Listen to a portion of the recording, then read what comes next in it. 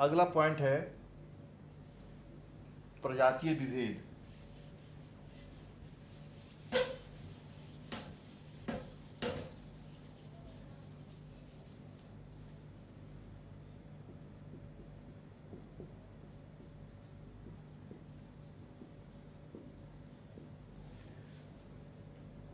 अंग्रेज अपने को सर्वश्रेष्ठ मानते थे।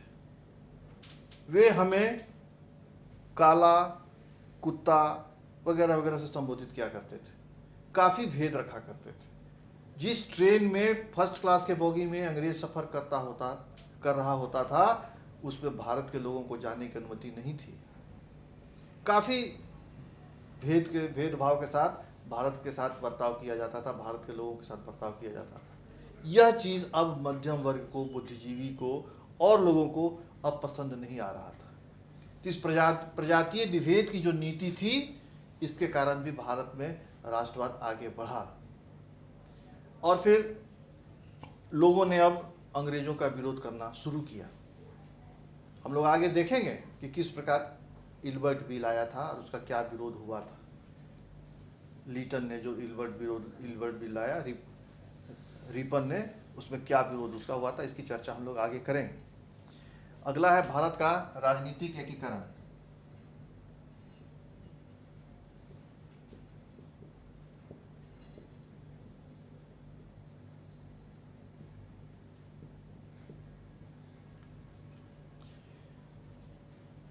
जब से भारत की सत्ता ब्रिटेन के हाथ में आ गई, ब्रिटिश सरकार के हाथ में आ गई कंपनी से, 1857 के पहले तक वो कंपनी के हाथ में थी। ईस्ट इंडिया कंपनी भारत में शासन किया करती थी और 1858 के बाद भारत की सत्ता ब्रिटिश सरकार के हाथ में आ गई।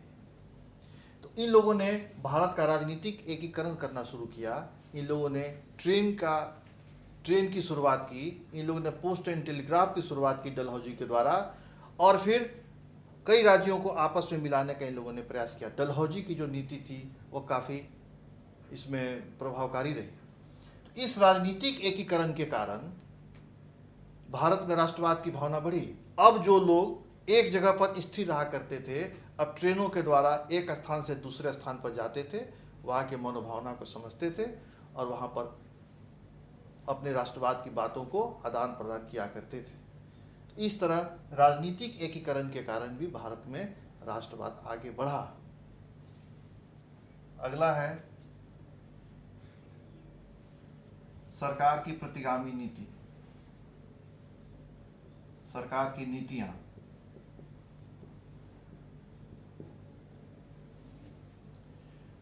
उस समय सरकार, जो ब्रिटेन अंग्रेज की सरकार थी, उसने कुछ ऐसे नियम बनाए जिसका कि भारत के लोगों को पसंद नहीं आया और उसका उन लोगों ने विरोध किया। अब जैसे देखिए, वर्नेकुलर प्रेस एक्ट, लीटन ने, उसमें भारत में था लीटन।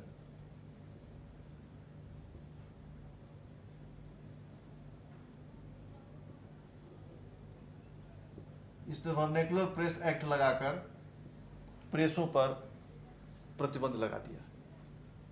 अब प्रेस वही बात लिख सकते थे जो सरकार को पसंद हो या जो सरकारी बात हो, यानी सरकार के खिलाफ लिखने पर पाबंदी लगा दी गई। ये इसने किया। उसके बाद जब भारत में भूखमरी और अकाल था, यह 1878 की बात है। 1879 में लीटन ने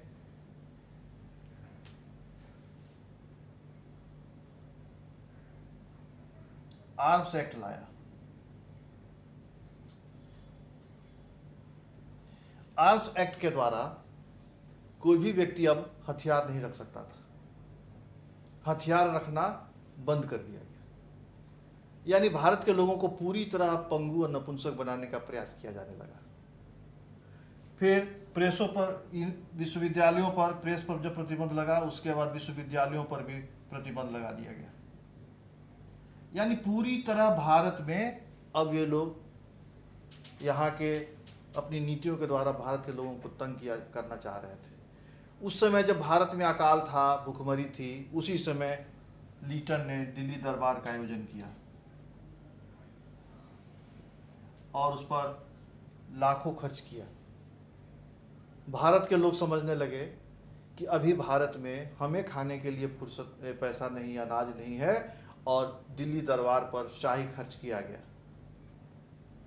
इस तरह अंग्रेजों का एक जो अंग्रेजों के खिलाफ एक माहौल था वो भारत में बनना शुरू हो गया था। लीटन के बाद रिपन शासन करने के लिए भारत आया। इसने एक इल्बर्ट बिल लाया। न्यायाधीश थे इल्बर्ट, उन्हीं के द्वारा यह बिल बनाया गया था, इसलिए इसको इल्बर्ट बिल कहते हैं। इस इल्बर्ट बिल के द्वारा भारत के लोगों को न्यायाधीश बनाया गया। अब अंग्रेजों ने इसका विरोध करना शुरू किया कि भारत के लोग हम पर न्याय नहीं कर सकते हैं, वह न्यायाधीश नहीं बन सकते हैं। अर्थात भारत के लोग न्याय हे हैं, नीचे हैं, वह अंग्रेजों पर न्याय नहीं कर सकते। और परिणाम यह हुआ कि इल्बर्ट बिल वापस ले लिया गया, यानी अब न्यायाधीश के पद पर भारत की नियुक्ति रोक दी गई।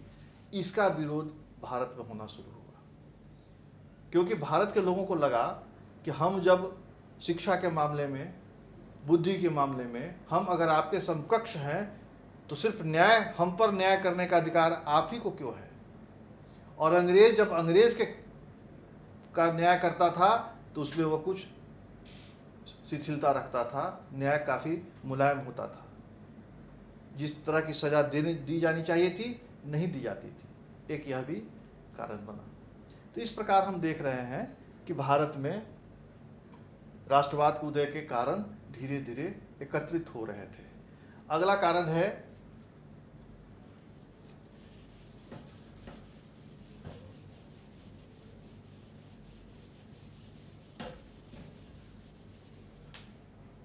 राजनीतिक संस्थाएं।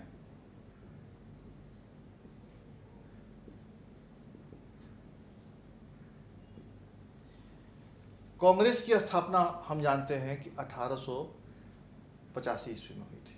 A.O. ह्यूम ने 1885 में कांग्रेस की स्थापना की थी और इसके पहले अध्यक्ष थे W.C. बनर्जी, उमेश चंद्र बनर्जी। कांग्रेस की स्थापना अंग्रेजों ने किस लिए की थी? सभी जानते हैं कि कांग्रेस की स्थापना अंग्रेजों ने भारत में एक सेफ्टी वॉल्व के रूप में प्रयोग करने के लिए की थी, कि भारत का जो भी जन आक्रोश है, जो आंदोलन है, उसको निकाल दिया जाए। क्योंकि प्रेशर कुकर में एक सेफ्टी वॉल्व होता है, अगर उसमें दाब बढ़ जाता है तो वॉल्व उठ जाएगा और या उसका सेफ्टी वॉल्व निकल जाएगा और सारा दबाव निकल जाएगा। तो इस दबाव को दूर करने के लिए कांग्रेस की स्थापना की गई थी। लेकिन आगे चलकर इसी कांग्रेस के नेतृत्व में भारत को आज़ादी मिली। लेकिन इस 1885 में कांग्रेस की स्थापना के पहले लैंड होल्डर सोसाइटी की स्थापना हो चुकी थी।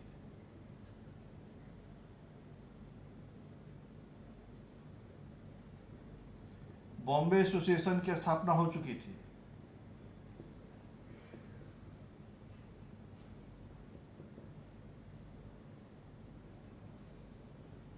और ये लोग भी एक राजनीतिक संस्था के रूप में कार्य कर रहे थे। लेकिन जो रोल कांग्रेस की स्थापना के बाद कांग्रेस ने किया वह इन लोगों का नहीं था। तो इस प्रकार हम देखते हैं कि भारत में राष्ट्रवाद के उदय के कई कारण थे। सिर्फ कोई एक कारण नहीं था जिसके चलते उदय हुआ। अंग्रेजों की सामाजिक नीति, अंग्रेजों की आर्थिक नीति, अंग्रेजों की धार्मिक नीति, अंग्रेजों की प्रशासनिक नीति, ये सभी जो थे, इन्होंने भारत में राष्ट्रवाद के उदय में बहुत बड़ा योगदान दिया। उसी समय अब अभी तक जो भारत का राष्ट्रवाद था वह क्षेत्रीयता के आधार पर हो रहा था।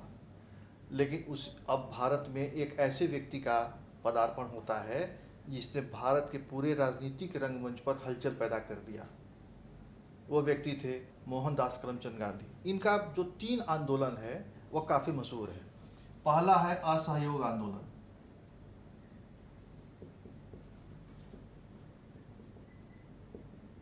जो 1920 से 1922 तक चला था। दूसरा है सविनय अवज्ञा आंदोलन,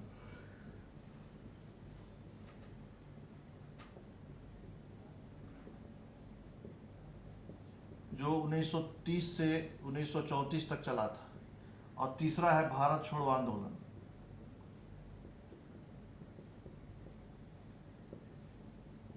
जो 1942 में हुआ था। इस व्यक्ति ने यह 3 प्रकार का जो आंदोलन किया समय समय पर, इसकी चर्चा हम लोग आगे करेंगे। इन आंदोलनों ने भारत में एक ऐसी स्थिति पैदा कर दी कि अंग्रेजों को भारत छोड़कर भागना पड़ा, क्योंकि महात्मा गांधी ने सबसे बड़ा कार्य यह किया था कि जो भारत के आंदोलन हुआ करते थे, अंग्रेजों का खिलाफत हुआ करता था, वह पहले गरीब वर्ग उसमें शामिल नहीं था, महिला पुरुष शामिल नहीं थे, विद्यार्थी शामिल नहीं थे, उसमें सिर्फ जो प्रभावित हो रहे थे वे आंदोलन किया करते थे। लेकिन अब जो आंदोलन गांधी जी के द्वारा शुरू किया गया वह अखिल स्वरूप धारण कर चुका था। उसमें भारत के जितने लोग थे, खासकर महिलाएं तो काफी बढ़ चढ़ कर भाग ले रही थी। जब गांधी जी ने बहिष्कार आंदोलन किया, जब गांधी जी ने स्वदेशी आंदोलन किया, तो महिलाओं ने सब कुछ न्यौछावर कर दिया। अपना वस्त्र, उन्होंने कहा कि हम विदेशी वस्त्र नहीं पहनेंगे, हम देसी पहनेंगे। तो उन लोगों ने अपने वस्त्रों की होली जला दी, सारा वस्त्र निकालकर उन लोगों ने आग लगा दिया। अर्थात जन चेतना इतनी जागृत की महात्मा गांधी ने, जो अकल्पनीय है।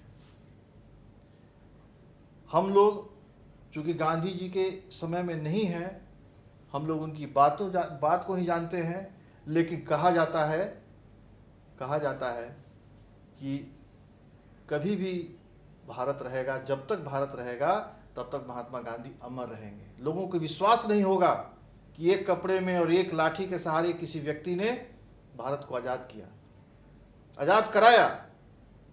गाना भी बना, दे दी हमें आज़ादी बिना खड़ग बिना ढाल, साबरमती के संग तूने कर दिया कमाल। क्योंकि ये हम लोग आगे चर्चा करेंगे कि इन्होंने एक ऐसा अस्त्र दिया भारत को जिसे हम सत्याग्रह कहते हैं, जो अहिंसा पर आधारित थी, जिसका प्रयोग ये दक्षिण अफ्रीका में कर चुके थे। और उसके द्वारा इन लोगों ने, महात्मा गांधी ने भारत के लोगों को जागृत किया। बहिष्कार, सविनय अवज्ञा, सविनय अवज्ञा मतलब आदर के साथ अवज्ञा, आपकी बात को न मानना। हम कोई बहुत उदंडता नहीं पेश करेंगे, हम आदर के साथ आपकी बात को नहीं मानेंगे, हम सरकारी नौकरी में नहीं जाएंगे। क्योंकि गांधी जी का मानना था कि अंग्रेज भारत में भारतीयों के द्वारा शासन करते हैं। अगर भारत के लोग शासन में सहयोग देना बंद कर दें, अगर पुलिस या सेना उनका साथ न दे, अगर मध्यम वर्ग जो पढ़े लिखे लोग हैं उसके प्रशासन में साथ न दे, तो अंग्रेजों को भारत में रहना मुश्किल होगा। गांधी जी का मानना था कि अंग्रेज मूलतः व्यापारी हैं। अगर उन्हें भारत में आर्थिक क्षति होगी तो उन्हें भारत छोड़कर भागना पड़ेगा। लीटर ने क्या किया? अफगान युद्ध का जितना खर्चा है वो उसने भारत से लिया। यहाँ टैक्स बढ़ाता चला गया, यहाँ जमीन के लिए अस्थायी बंदोबस्त की व्यवस्था की गई, कर लगाने के लिए। सारी जो थी नीतियां अंग्रेजों की, वह भारत के लोगों का दोहन पर आधारित थी। अधिक से अधिक उगाही करो। यहाँ की गरीबी, यहाँ की जनता की मजबूरी पर अंग्रेजों ने कभी ध्यान नहीं दिया। महात्मा गांधी इसी नब्ज को पकड़ चुके थे और वे भारत के पूरे राजनीति को, पूरे घटनाक्रम पर गहरी निगाह रखे हुए थे। महात्मा गांधी एक ऐसे पुरुष थे जिन्हें कहा जाता है कि ऐसे पुरुष बिरले होते हैं, इतिहास पुरुष थे। आज की युवा पीढ़ी भले ही उनकी आलोचना करे जो गांधी जी को नहीं जानते हैं, क्योंकि गांधी जी की कुछ नीतियां ऐसी थीं जो समय के अनुसार, उस समय के अनुसार सही थी। आज के परिप्रेक्ष्य में क्योंकि गांधी जी ने चरखा चलाने की बात की, इसलिए कि अंग्रेजों के सामान का बहिष्कार करना था। इंग्लैंड में, मैनचेस्टर में बने हुए कारखाने का सामान का बहिष्कार करना था। तो अगर आप उनके सामानों का बहिष्कार करेंगे तो आप क्या पहनेंगे? क्योंकि हमारे कुटीर उद्योग तो बंद हो चुके थे। हमारे जितने भी मजदूर थे, हमारे जितने भी कारीगर थे, उन लोगों को प्रथम विश्व युद्ध में सैनिक में भर्ती कर दिया गया था। 1914 से 1918 ईस्वी के बीच की मैं बात बता रहा हूँ। तो उसके लिए गांधी जी ने चरखा से सूत काट कर कपड़ा बनाने की बात की, क्योंकि गांधी जी कंस्ट्रक्टिव योजना पर भी विचार करते थे, चलते थे। हम लोग देखेंगे कि किस प्रकार जब अंग्रेजों ने नमक कर लगाया, नमक पर टैक्स लगाया, तो ये दांडी मार्च किए, यात्रा किए। जो ये 1930 का सविनय अवज्ञा आंदोलन था, वो उसी से शुरुआत हुआ था, 1930 से। और ये जाकर दांडी गए और वहाँ पर इन्होंने समुद्र के जल से नमक बनाया और उसका प्रयोग किया। नमक बनाना बहुत महत्वपूर्ण बात नहीं थी। महत्वपूर्ण बात यह थी कि सरकार के नीति का विरोध करना, और यह जन चेतना बन चुकी थी, राष्ट्रवाद हिलोरे ले रहा था।